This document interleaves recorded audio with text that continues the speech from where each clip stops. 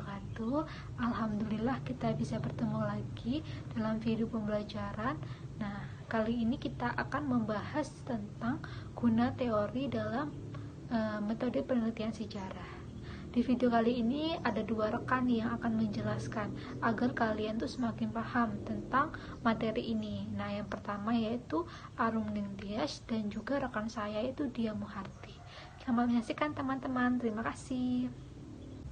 Nah, untuk pembahasan yang pertama, saya akan jelaskan tentang metode penelitian sejarah. Sejak penelitian sejarah dan juga penulisannya itu dilakukan dengan secara ilmiah, maka penelitian dan penulisan sejarah itu menggunakan metode sejarah. Metode itu artinya yaitu cara kerja atau teknik, juga prosedur untuk mencapai sebuah tujuan bersama atau mencapai sebuah tujuan atas kegiatan secara efektif dan juga efisien. Metode itu merupakan salah satu ciri dari karya ilmiah. Metode harus dibedakan dengan metodologi karena itu sangat berbeda. Apabila metodologi sebagai sign of metode lebih banyak berkaitan dengan kerangka referensi, maka metode itu bersifat lebih praktis, memberikan petunjuk mengenai cara, prosedur, teknik pelaksanakan secara sistematis dan juga efektif. Nah, metode sejarah itu dapat diartikan sebagai metode penelitian lain dan penulisan sejarah dengan menggunakan cara, prosedur, teknik yang sesuai dengan sistematisnya dan asas-asas ilmu sejarah. Nah, beberapa pendapat ahli mengenai metode sejarah ini. Menurut Gilbert J. Garage SJ bahwa metode sejarah sebagai seperangkat asas dan aturan yang sistematis yang didesain guna untuk membantu secara efektif untuk mengumpulkan sumber-sumber sebuah data untuk menyajikan sintesis hasil-hasil yang dicapainya. Nah, menurut Richard F. Kahler itu lebih sederhana bahwa metode itu merupakan prosedur yang benar untuk mencapai kebenaran sejarah. Sedangkan menurut Donald Ari juga menyatakan bahwa penelitian histori adalah usaha untuk menetapkan fakta, mencapai simpulan, dan juga mengenai hal-hal yang telah berlalu, yang dilakukan secara sistematis dan objektif, yang dilakukan oleh ahli sejarah dalam mencari, mengevaluasi, menafsirkan bukti-bukti untuk mempelajari masalah baru. Berdasarkan pandangan dari data-data para ahli dapat disimpulkan bahwa penelitian sejarah mengandung beberapa unsur pokok. Yang pertama, adanya proses penyajian peristiwa.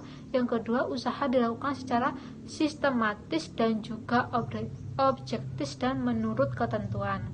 Nah, dalam sejarah itu penelitian Islam sendiri terbagi berbagai model penelitian sejarah. Dilakukan studi sejarah yang dilakukan oleh para ahli. Di antaranya dilakukan studi sejarah dari segi tokoh atau pelakunya, peristiwa produk-produk budaya dan juga suatu wilayah tertentu, latar belakang kejadian, dan juga dari segi periodisasinya. Demikian pula dari segi analisisnya, terdapat para ahli yang menganalisis dari segi filsafat atau pesan yang ajaran terkandung di dalamnya. Ada pula menganalisis dengan pendekatan perbandingan dan sebagainya. Nah, itu saja penjelasan dari saya. Kita lanjut untuk rekan saya ya, Dia Muharti, saya persilahkan. Baiklah, di sini saya akan melanjutkan penjelasan yang sudah dijelaskan oleh rekan saya, dan di sini saya akan menjelaskan mengenai jenis-jenis penelitian sejarah. Dan yang pertama yaitu ada jenis penelitian komparatif. Penelitian ini yang dikerjakan untuk membandingkan faktor-faktor dari fenomena-fenomena sejenis pada suatu periode masa lampau. Dan yang kedua yaitu ada penelitian yuridis atau legal. Nah, penelitian ini digunakan untuk menyelidik hal-hal yang berkaitan dengan hukum, baik itu hukum formal ataupun hukum non-formal yang digunakan pada masa lampau. Yang ketiga yaitu ada penelitian biografis. Nah, penelitian ini biasanya digunakan untuk meneliti kehidupan seseorang dan hubungannya dengan masyarakat. Dan yang keempat yaitu ada penelitian bibliografis. Penelitian ini yang biasanya digunakan untuk mencari, menganalisis, membuat interpretasi serta generalisasi dari fakta-fakta yang merupakan pendapat dari para ahli dalam suatu masalah atau suatu organisasi. Selanjutnya saya akan menjelaskan mengenai langkah-langkah penelitian sejarah. Nah, langkah-langkah penelitian sejarah ini ada 4 tahap. Dalam penelitian sejarah termasuk pula di dalamnya tahap penulisan dari hasil penelitian yang dilakukan. Kadang-kadang 4 tahap penelitian ini disebut oleh para ahli sebagai historiografi. Akan tetapi ada pula yang menganggap hasil terakhir sejarah yang disebut sebagai tahap historiografi. Karena dalam istilah historiografi mengandung makna penulisan sejarah. Nah, 4 tahap yaitu tahap yang pertama, tahap mencari sumber, dan tahap yang kedua itu ada kritik sumber, dan yang ketiga itu tahap interpretasi, dan yang keempat yaitu tahap penyajian. Penjelasan yang terakhir yaitu mengenai sumber data dalam penelitian sejarah. Sumber data ini biasanya digunakan untuk peneliti dengan metode sejarah dapat diklarifikasikan secara bermacam-macam.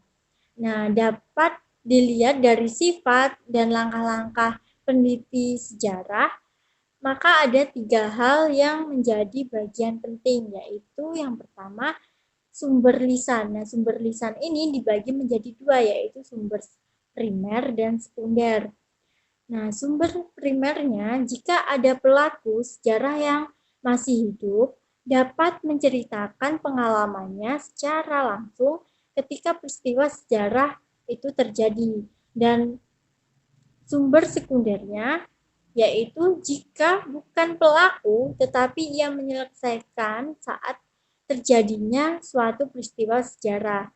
Dan yang kedua yaitu ada bukti adanya kenyataan sejarah, dan yang ketiga yaitu fakta atau hipotesa atau kesimpulan dari penyelidikan dokumen-dokumen dan sumber sejarah.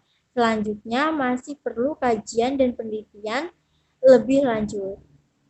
Nah, ini tadi penjelasan mengenai guna teori dalam penelitian sejarah. Jika ada salah kata, saya mohon maaf. Saya akhiri. Wassalamualaikum warahmatullahi wabarakatuh.